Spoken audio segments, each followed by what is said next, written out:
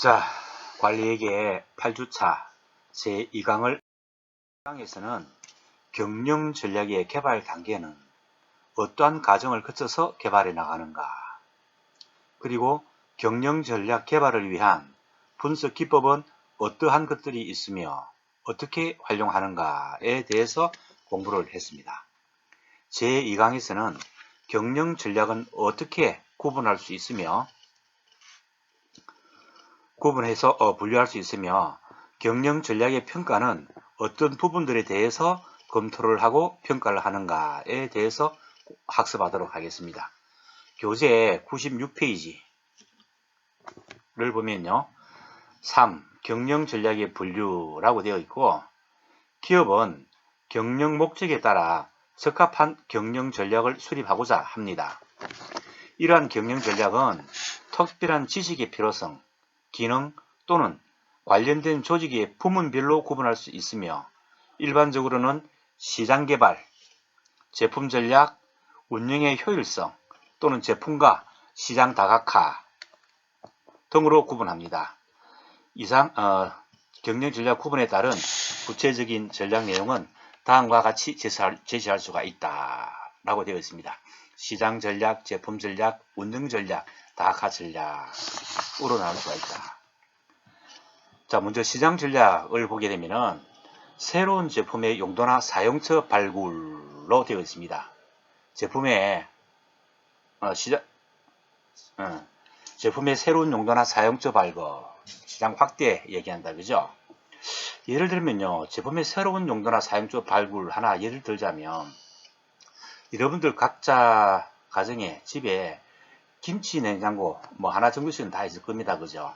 이 김치 냉장고를 만드는 회사 이름은 대유 위니아라는 회사입니다. 그래서 김치 냉장고 이름도 위니아 김치라고 되어 있죠. 이 회사는요, 1962년도에 현대그룹입니다. 현대정주영 창업주의 형님이 하시는 그런 현대양행이라는 기업을 모기업을 해서 1980년도에 만도기계라는 그런 회사를 설립했습니다. 이 만도기계는 자동차용 에어컨을 만들어서 자동차 회사에 납품하는데, 이 자동차용 에어컨 분야에서는 국내 최고 기술을 자랑합니다. 그래서 1994년도에는 국내 최고 수준의 어떤 기술력을 가진 에어컨 기술을 가진 만도기계가 가정용 에어컨을 생산해서 판매하기 시작했습니다. 그러다가 직원들하고의 어떤 그 브레인스톰이라고 여러분들 얘기 들어보셨죠? 그러한 과정을 거쳐서 우리 국내 최고 수준의 냉동 공조 기술을 가지고 새로운 제품을 하나 만들어 볼 수는 없겠느냐라는 그런 회의 결과 만들어내게 된 신제품이 바로 김치 냉장고 딤체입니다. 딤체를 출시하게 되었습니다. 이 김치 냉장고에 관한 그런 마케팅 성공 사례, 딤체에 대한 부분 굉장히 많고요. 굉장히 많이 사례로 활용하고 있습니다. 그 마케팅, 다음에 혹시 우리가 오프라인에서 만나면 여러분들이 원한다면 요 딤체, 김치 냉장고가 어떠한 마케팅 전략을 통해서 이렇게 국내시장을 석권했는가.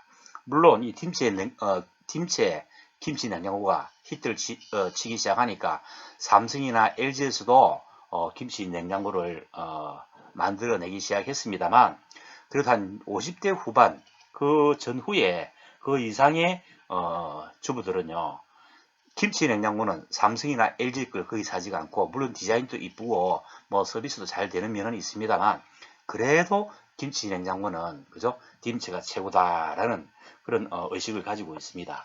그래서 김치 냉장고를 가지고 성공을 하고 난 뒤에 지금은 가습기, 압력밥솥, 그죠? 다음에 뭐 청소기, 뭐 세탁기, 이런 가전제품에 관한 거의 모든 제품을 가지고 국내 시장을 또 수출까지 하고 있습니다만, 그렇게 확대해 나가고 있습니다. 그래서 제품의 새로운 용도나 사용처 발굴, 지리적 영역 확대. 이것은요, 예를 들면 부산에 본사를 둔 기업이 부산에서만 사업을 영위해 나가다가 어느 정도 제품에 대한 경쟁력이 생기고 하게 되니까 서울 경기 지역 또는 해외로 이렇게 수출하게 되는 그런 부분들을 이야기를 합니다. 다음에 광고 영역의 확산. 이것은요, 여러분들 삼성전자가 처음부터 전 세계 시장을 석권하고 또 브랜드 이미지가 그렇게 좋았을까요? 세계 최고 수준에? 그렇지는 않습니다. 일단은 삼성전자는 뭐 반도체 부분이 어차피 국내보다는 해외 수출이 많았지만 스마트폰 부분, 요것은 국내 시장을 장악하고 난 뒤에 중국이나 미국 시장으로 진출을 했습니다. 그 다음 단계에서는 삼성전자가 유럽 시장에 진출하기 위해서 또 특별한 아주 그 성공 사례로 많이 인용되는 그런 마케팅 전략을 통해서 유럽 시장도 접근하게 됩니다. 그리고 얼마 전부터는 이제 동남아 시장, 심지어는 인도 시장까지 어떤 그 스마트폰 시장의 어떤 그 시장 영역을 확대해 나가고 있습니다. 그리고 네 번째 보면은 가격 전략이 있습니다. 여러분 참고로 가격 전략은요, 고가 전략, 중가 전략, 저가 전략 이렇게 구분할 수도 있습니다. 고가 전략도 있고 사실은 조금 더 세분화하면 최고가 전략도 있습니다. 명품 전략이라고 하는데, 얼마 전에 지난 시간에 여러분들에게 뭐 중저가 화장품 뭐 얘기했지, 그죠? 그런 전략도 있고, 가격의 탄력성이라든지 또는 가격의 이점을 활용하는 그런 전략도 있습니다. 예를 들면 똑같은 제품을 가지고 지역마다 국가별, 도시별, 지역마다 또 소득 수준에 따라서 판매 가격을 달리하는 그런 전략도 있을 수 있습니다. 실제 많이 활용하고 있고요. 예를 들면 삼성전자의 스마트폰도 마찬가지지만 여러분들이 수시로 한 번씩 먹는 맥도날드 햄버거 있잖아요. 맥도날드 햄버거는 각 국가, 지역, 도시마다 맛과 가격이 다릅니다. 철저한 현지화 전략을 펼쳐가지고 맥도날드가 전 세계의 어떤 시장 영역을 확대해 나가는 그러한 광고 마케팅 전략을 실행해서 대성공을 거두고 있습니다. 심지어는 맥도날드 맥도날드 지수 또는 맥버거 지수라 해서 그 국가 어느 특정 국가의 도시의 어떤 생활 소득 수준을 평가해 보는 그런 자리로도 활용할 수 있을 정도로 맥도날드의 맥버거 지수라는 말이 또 마케팅 성공 사례로 이렇게 많이 사례를 들 수 있을 정도로, 그죠? 대성공을 거두고 있다. 그런 광고 영역 확산이라든지 가격 전략이라든지 또는 새로운 유통망. 지금까지는 우리가 오프라인에서만 판매를 하고 있지만 가면 갈수록 이제 네티즌들이 많아지니까 온라인을 통해서도 유통 채널을 늘려나겠다 하는 그런 것들. 그리고 제품 전략을 보면요, 제품 전략 뭐 어떤 그 제품의 뭐 기능을, 그죠? 수정한다든지 추가한다든지, 그죠? 또는 뭐 특정 제품의 기능을 또 추가로 또 개발한다든지, 또 아니면 다른 제품들이 제공하지 못하는 그런 기능들을 더 추가할 수 있도록 제품을 수정한다든지, 그렇지 않으면 신제품을 개발한다든지 하는 이런 전략을 말합니다.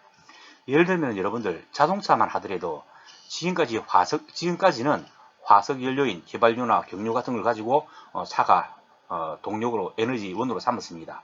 그런데 이제 우리 서서히 이제 하이브리드 시대, 그 다음에는 전기 자동차 시대, 앞으로는 이제 자율주행 자동차까지 이렇게 신제품으로 개발하게 되는 그런 과정을 거치고 있습니다.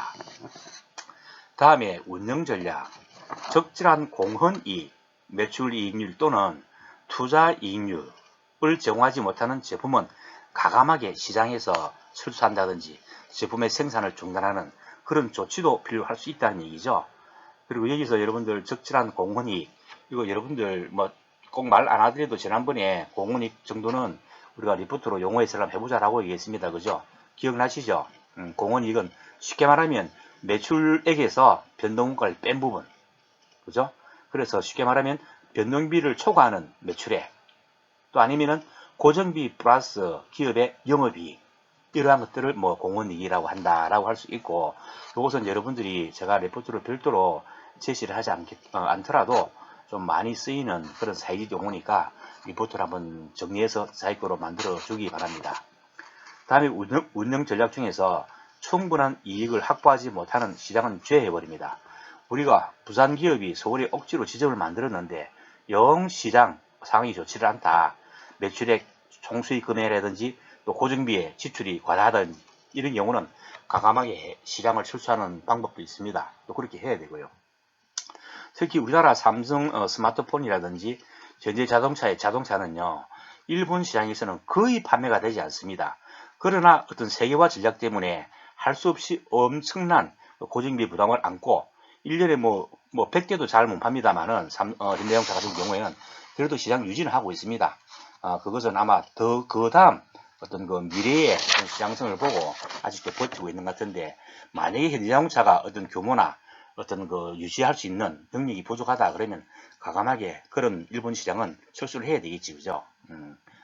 그리고 이제 세 번째는 손실을 발생시키거나 안 그러면 자회사 등을 제거하거나 운영 방법을 수정하거나 이런 운영 전략도 필요하다. 상황에 따라서. 또 아니면은 새로운 자본 지출에 대해서 투자 이익률을 증가시킬 수 있도록 지침을 조정한다든지 목표를 세워서, 또는 매출 채권 또는 재고자산의 회전율을 개선한다든지. 매출 채권, 우리가 제품을 판매하고 돈을 못 받은 걸 매출 채권이라고 한다, 그죠? 다음에 또 재고자산 회전율을 개선한다. 기업에 재고자산이 많이 쌓이면 쌓일수록 재고자산을 운영하기 위한 관리하기 위한 부담, 비용은 엄청 많이 지출됩니다. 그래서 매출 채권은 가능한 빨리 회수할 수 있도록, 또 기업이 보유하고 있는 재고자산은 가능한 회전율을 좀 이렇게 개선할 수 있도록 노력해야 한다는 것이에요. 이렇게 해서 자금 회전율을 높여가지고 기업의 유동성을 확보한다든지 하는 거. 참고로 여러분들 재고자산 회전율 하니까 생각나는 기업이 있습니다. 세계 최고의 유통기업이 어디죠? 예, 월마트라고 합니다. 월마트 전 세계에 수백 개의 매장을 가지고 최고의 매출을 올리고 있는 월마트에 엄청난 진열된 상품이나 창고에 있는 상품 하더라도 어마어마하게 많겠죠.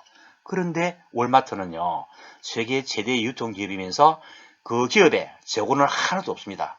상품 재고는. 어떻게 해서 그럴까요? 컴퓨터라든지 안 그러면 인공위성이라든지 이런 걸 통해 가지고 물류의 개선을 통해서 월마트는 재고가 하나도 없는 재고 제로인 세계 최고의 유통기업입니다. 월마트는 어떻게 하는가 하면요, 월마트에 납품을 하는 그런 기업들은요, 월마트 주변에 그 납품을 하는 기업의 화물 트럭 안에다가 월마트에 납품할 상품을 싣고, 예를 들어 부산이라고 봅시다. 부산이면 남천동, 해운대 또는 기장이나 정관 또는 남구 쪽, 동래구 쪽 계속 다닙니다. 계속 다니면서 실시간으로 월마트의 어느 지점에 재고가 거의 다 바닥이 돼간다, 적정 재고 수준이 다 돼간다 라고 이야기하면 바로 가서 그 월마트 그 지점에 가서 상품 진열을 그 상품을 공급해주는 회사 직원들이 진열을 합니다. 진열을 할 때까지만 하더라도 그 상품의 재고는 상품에 대한 그 소유권은 납품한 회사에 있다가 고객이, 소비자가 그 상품을 진열장에서 가져서 카트에 싣고 나가면서 포스 계산하는 데 있죠. 계산을 통과하는 순간만큼만 순간적으로 월마트에서 상품을 위입한 걸로 처리가 되고, 고객이 카드로 결제를 하는 순간 매출로 처리가 됩니다. 그래서 월마트의 재고는 거의 제로입니다. 100%는 아니고요. 그래서 어떤 그 유통기업의 재고 자산에 관한 그런 관리 비용들을 개선해 나가고 있다 하는 거죠. 그리고 가능하다면 사업에 대한 현재의 비용이나 예상되는 비용을 반영해서 가격을 조정해야 됩니다. 가격은 물론 제품에 따라서 차이는 있습니다만은, 그죠? 한번 가격을 정했다라고 해서 계속 그 가격으로 유지해 나갈 필요는 없습니다. 유연성 있게 상황에 따라서 가격을 수시로 좀 DC도 해주고 이렇게 할 필요성이 있다는 얘기죠. 2+1으로 한다든지 이런 식으로, 그죠? 그럼으로 인해 가지고 가격 우위 전략을, 그죠? 오랫동안 지속할 수 있다 하는 얘기입니다. 그리고 또 운영 전략 중에 하나로 연구개발 프로그램의 질적인 향상을 통해서, 또는 새로운 프로그램을 시작하는 데 필요한 기준을 갖다가 제고함으로 인해서 운영 전략을 수립할 수도 있다 하는 얘기. 그리고 이제 다각화 전략이 있습니다. 다각화 전략. 분산 투자나 합병 등에 의해서 새로운 사업을 추진하거나 또는 현행 사업을 확대해 나가는 그런 전략을 갖다가 다각화 전략이라고 합니다. 이 다각화 전략은요, 수직적 통합에 의한 다각화 전략, 공급선을 확보 또는 특정 고객 사업의 확대 또는 보호를 중시하는 그런 수직적 통합. 예를 들면 정료공장에서는 원유를 수입해 가지고 그죠? 원유를 정제도 하고 도매로 팔기도 하고 그다음에 소매로 주유소를 만들어서 소비자에게 직접 판매하기도 하고 수출도 하죠. 여러분들 우리나라에서 수출 규모, 수출액이 가장 높은 아이템이 뭘까요? 삼성전자의 반도체 아니면 삼성전자의 갤럭시 스마트폰 보다 더 많은 수출을 하는 아이템이 있죠. 바로 정제유입니다. 우리나라 원유를 정제하는 기술이 세계에서 가장 우수하다라고 얘기를 많이 합니다. 왜 그럴까요? 우리나라는 원유가 생산이 안 되기 때문에 수입한 원유를 최대한 효율적으로 정제를 해서 그죠? 가공을 해서 수출합니다. 원유를 그 기름을 수출하는 그 수출 금액이 우리나라에서 가장 많은 비중을 차지한다 하는 얘기 참고로 마시고요. 다음에는 수평적 관련 다각화. 전혀 새로운 사업 영역이지만 현행 사업과 관련이 있는 그런 분야로 진출하는 거. 예를 들면 잔디 깎는 기계를 만드는 회사에서 눈을 치우는 제설기를 생산한다든지, 또 아니면 에어컨을 만드는 회사에서 기타 사업에 진출한다든지, 또 제가 조금 전에 사례를 들었던 그죠? 자동차용 에어컨 회사에서 가정용 에어컨을 비롯한 가정용 가습기, 청소기 등등등으로 이렇게 제품의 볼륨을 높여 나간다든지 이런 부분들. 다음에 이제 비관련 다각화. 전혀 새로운 산업 영역이고 현행 사업과는 전혀 관련성도 없는 분야로 진출하는 거. 그죠? 뭐 오일 산업, 정유 공장을 하다가 갑자기 다른 업종에 뛰어든다든지, 또 철강 산업을 하다가 정유 산업에 진출한다든지 이런 거. 비관련 다각화는 현행 제품이나 시장 지식에 대한 노하우도 없기 때문에 기회가 전혀 없을 경우에 마지막으로 선택할 수 있는 속된 말로 죽지 않으면 살기로 한번 선택할 수 있는 그런 전략으로 간주되기 때문에 굉장히 리스크가 큽니다. 하이 리스크, 고위험 그런 그런 전략이다라고 하죠. 그 다음 교재 98페이지 한번 보겠습니다. 교재 98페이지 보면은 경영 전략의 평가라고 되어 있습니다. 자, 이러한 경영 전략을 어떻게 평가할 것인가, 어떤 항목들을 가지고 검토할 것인가 하는 부분들. 자, 기업의 장기 경영 계획은 주로 제품과 시장에 비중을 두고 있습니다. 그러나 계획 수립 과정에서는 여러 가지 전략적 대안을 제시하는 기업의 창의적인 능력이 매우 중요하게 그죠? 작용합니다. 그리고 그 전략적 대안들은 개별적으로 뛰어난 것이어야 되고 또 동시에 가능한 모든 대안들이 고려될 수 있도록 해야 합니다. 훌륭한 전략적 대안을 탐색하는 작업은 마케팅, 기획 또는 각 부서에 재능 있는 개인, 조직 구성원들 그리고 집단으로 팀으로 하여금 수행하도록 역할을 부여할 수도 있습니다. 전략 대안을 위한 아이디어는 보고서나 기록의 검토, 또 기업의 운영 상황과 관찰, 그리고 산업과 기업의 경영 문제에 정통한 그런 전문가의 상담, 컨설팅, 그죠? 또 다른 기업의 활동 사항 등 검토를 통해서도 찾을 수는 있습니다. 전략 대안이 파악되면 먼저 명백하게 실현 불가능한 대안은 과감하게 제외시켜야 됩니다. 미련 때문에 미련 가지면 미련한 사람이 되죠. 그래서 실현 가능이 불가능하다. 그럼 빨리 포기하는 것도 굉장히 현명한 선택이다 하는 얘기입니다. 이러한 과정에서는 최고 경영자나 계획 집단, 일종의 여러분들 태스크 포스 팀 좀 이야기 들어봤죠? 어떤 특별한 목적을 이루기 위해서 구성한 그런 팀, 계획 집단, 또는 기업의 기획 담당 임원들에 의해서 수행될 수도 있습니다. 다음으로는 보다 유망한 전략 대안들이 질적, 양적 기준에 의해서 개별적으로 평가되어야 합니다. 양적인 기준으로는 공헌이익, 자꾸 나온다 그죠? 영업이익률, 투자이익률 또는 시장 점유율 등이 사용되고, 질적인 기준은 다른 제품이나 시장에 미치는 영향이라든지 또는 다각화의 가능성, 회사의 이미지에 미치는 영향 등이 고려될 수가 있고, 최고 경영자의 직관적 판단에 영향을 많이 받을 수 있다.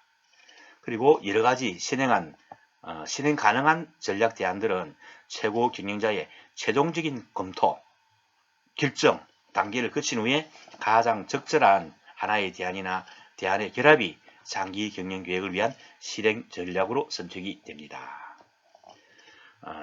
이러한 경영 전략의 대안에 대한 평가와 최종적인 실행 전략의 선택 과정에서 적절한 시기, 타이밍 굉장히 중요합니다. 그죠? 뭐 여러분들 농담 삼아 인생은 타이밍이다 하는 얘기가 있듯이 사업도 타이밍이 굉장히 중요합니다. 적절한 시기에 적절한 사항에 대한 의문, 이 의문은 무슨 의문인가 하면 예상되는 문제점을 미리 파악해야 됩니다. 그리고 대안을 수립해 놔야 됩니다. 그래야 즉시 대응할 수 있겠죠. 예, 그런 것들 선제 전략이라고 합니다. 이에 대한 해답을 구하는 것이 매우 효율적인 의사결정으로 간주됩니다. 경영 전략의 평가를 위해서 검토해야 될 주요 사항은 다음과 같다.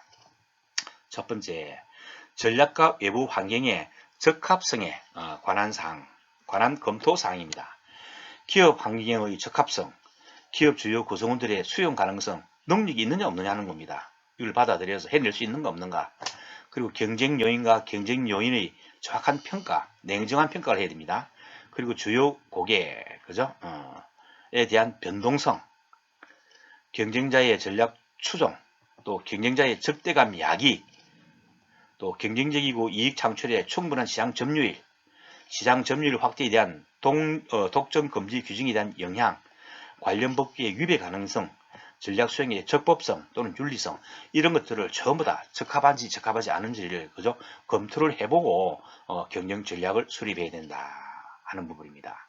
만약에 위법한 거, 또 경쟁자에게 적대감을 야기시키는 이런 전략, 그죠?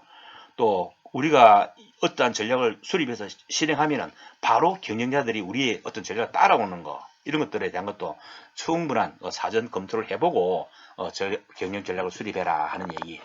자, 두 번째는 전략과 기업 정책, 경영관리 유형, 경영 철학, 운영 방식 등의 적합성에 관한 검토 사항이라고 되어 있습니다. 기업 구성원의 이해와 인식, 이 전략은 무엇을 위한 어떠한 전략이구나 하는 이해와 인식, 그리고 장기적인 실행 가능성을 위한 하부 계획과 수립과 평가, 하부 계획 실행 계획을 이야기합니다. 실행 계획의 수립과 평가, 다음에 내부적인 강점, 그리고 목표 및 정책과의 조화로움, 그리고 상호 관련성이 있는 적절한 하부 전략, 실행 전략으로 생각하게 됩니다. 다음, 다른 전략과의 충돌 가능성, 다음에 내부적인 장점의 강화와 약점을 완화시킬 수 있는가, 그리고 기업 구조와의 적합성, 우리 기업의 구조, 적합성, 다음에 최고 경영자 및 기업 주요 구성원의 가치관과 적합성, 기업의 사명과도 미션과도 좀 적합해야 된다. 그런 얘기, 그죠? 다음 세 번째, 기업의 자원과 전략의 적합성에 관한 검토 사항. 전략 수행이 필요한 자본 또는 자본의 확보 가능성. 우리가 이 전략을 실행하는데 자본을 확보할 수 있는 가능성이 있는가 없는가 하는 거, 확보 가능성이. 자금을 확보할 수 없으면 이 계획은 실행할 수도 없고, 또 과감하게 다시 장기 경영 전략을 또 수정 또는 보완해 나가야 됩니다. 그죠? 그리고 우리가 관리회계 또는 관리회계라든지 또 재무관리라든지 이런 분야에서는요, 우리가 자본을 확보 가능성도 자본의 확보 가능성에 대해서도 검토를 해봐야 되겠지만, 이 자본을 어떻게 하면 적은 비용으로 자본을 조달받을 수 있는가 하는 그런 안도 우리가 재무관리라든지 또는 관리회계에서 정보를 제공해야 될 그런 부분들입니다. 자본 조달 비용 하면은요, 우리 기업에 투자한 주주들에게는 그저 배당금을 지불해야 되고, 우리가 은행에서 차입금, 돈을 빌려가지고 자본을 조달했으면은 이자를 지불해야 되고, 우리 회사채를 발행한다 하더라도 또 이자를 지불해야 되고, 이런 자본 조달 비용과 우리가 자본 확보 가능성에 대한 검토도 해봐야 된다 하는 거죠. 그래서 이러한 전략 수행을 위한 자본 투자의 재무적인 결과, 또 투자로 인해서 다른 사업에 미치는 영향, 그리고 현재 있던 우리 회사의 설비 또는 계획된 설비 용량, 또 전략 수행에 의지가 있는 경영자인가 아닌가 하는 것을 그죠? 기업 자본과 전략의 적합성에 관해서도 검토를 해봐야 된다 하는 부분. 다음, 전략 수행에 대한 위험의 수용 가능성. 전략에 대한 적절한 위험 분석, 투자 이익률, 민감도 분석, 기업의 위험 수용 정도, 또 능력, 이러한 부분들, 그죠? 우리가 만약에 어떠한 위험이 닥치더라도 이것을 갖다가 충분히 또 어느 정도 또 우리가 헤쳐나갈 수 있는가 없는가, 그죠? 이런 부분들을 사전에 검토를 해보라는 얘기입니다. 기업의 자원과 전망에 의해서 수용 가능한 최소 위험과 최대 이익 잠재력의 균형성, 그죠? 전략 수행에 대한 자본과 경영 관리의 지나친 집중도, 또 환경 변화 가능성의 관점에서 수용 가능한 전략 보상 기간, 제품과 시장 역량의 현상과 전략 실행 능력의 격차, 이런 것도 충분히 우리가 수용 가능성에 대해서 또 부딪혔을 적에 해결해 나갈 수 있는가 없는가 하는 그런 부분들도 우리가 검토를 해야 된다 하는 얘기. 다음, 전략과 제품 수명 주기, 시장 매력도 상황의 적합성에 관한 사항도 검토를 해야 된다. 현재와 미래의 시장 위치, 우리의 포션이 얼마나 되는가, 시장 점유율이 얼마나 되는가, 또 전략이 적합한가, 적합하지 않은가, 전략의 적합성, 또 전략과 제품 수명 주기와의 적합성, 그죠? 제품 수명 주기에 따라서도 우리 경영 전략은 달라야 됩니다. 우리 아이템이 도입기에 있는지, 성장기에 있는지, 성숙기에 있는지, 최적기에 있는지에 대해서도 우리가 전략을 갖다 수립할 때 감안을 해야 된다 하는 얘기입니다. 또 시장에 대한 지나친 혁신성이라든지, 또 전략의 신시장과 신제품을 필요로 하는 경우에 성공적인 수행에 필요한 요건은 무엇인가 하는 부분도 평가를 해야 되고, 전략이 틈새 시장에 적합하다면 이익을 확보할 만큼의 기간 동안 틈새 시장의 지속성이 계속 유지가 될지 안 될지 하는 여부도 우리가 충분히 검토를 해봐야 된다 하는 얘기. 참고로 있잖아요. 우리 제품에 대한 지나친 혁신성, 너무나 우리 어떤 기술면을 기술에 대한 강점을 살리기 위해서 소비자가 아직은 이해가 수용할 수 없는 그런 단계의 제품을 너무 지나치게 앞서서 개발해서 판매하게 되면 우리 소비자들이 어떤 고부 반응이 일어날 수도 있습니다. 그리고 이것이 그러한 신제품이 시장에서 자리를 잡아 나가는데 굉장히 많은 시행착오와 시간이 많이 소요될 수도 있습니다. 따라서 비용도 많이 발생될 수가 있고, 그죠? 그런 얘기들입니다. 다음 6번째, 전략 실행 시기의 적합성. 자, 타이밍이 굉장히 중요하다 그랬죠. 시장의 여건이나 또 경쟁 등의 관점에서 볼 때 전략 실행 시기가 적합한가 아닌가 하는 거, 그런 부분들을 이야기합니다. 그리고 기타 이제 교재 100페이지입니다. 기타 주의한 고려사항이 존재하는지 여부도 검토된다. 방금 우리가 언급했던 고려사항 외에 전략적인 전반적인 전략 수행 방법의 효율성과 효과성. 여러분들이 효율성과 효과성은 구분할 수 있죠. 효율성은 주로 퍼센테이지로 얘기하고 효과성은 파이의 크기로 얘기할 수 있습니다. 전략의 성공과 전략 실행의 문제에 가장 영향력이 큰 내부적, 외부적 주요 요인의 파악과 평가, 그리고 전략이 근거하는 가정의 현실성, 또 과거와 현재 또는 미래의 추세 분석, 그리고 위험 분석, 그리고 투자 이익률 등의 적절한 기준에 의한 전략의 시험적인 평가, 시뮬레이션 해봐야 됩니다. 그리고 전략 평가에 적합한 기타 중요한 사항이 또 없는가 하는 걸 갖다가 우리는 살펴봐야 된다 하는 겁니다. 따라서 우리가 장기 경영 전략을 수립할 때 그냥 일반적인 우리가 그런 내용이나 그런 변수만 가지고 해서는 안 된다. 보다 포괄적이고 폭넓은 그런 측면을 검토를 해보고 장기 경영 전략을 수립해라. 그리고 앞으로 나타나게 될 문제점이나 변수들은 어떠한 것들이 있으며 또 거기에 대한 어떠한 방안을 우리가 수립해서 대응할 것인가 하는 부분도 경영 전략을 수립할 때 참고를 해야 된다 하는 얘기입니다. 자, 이상 2강 마치도록 하겠습니다.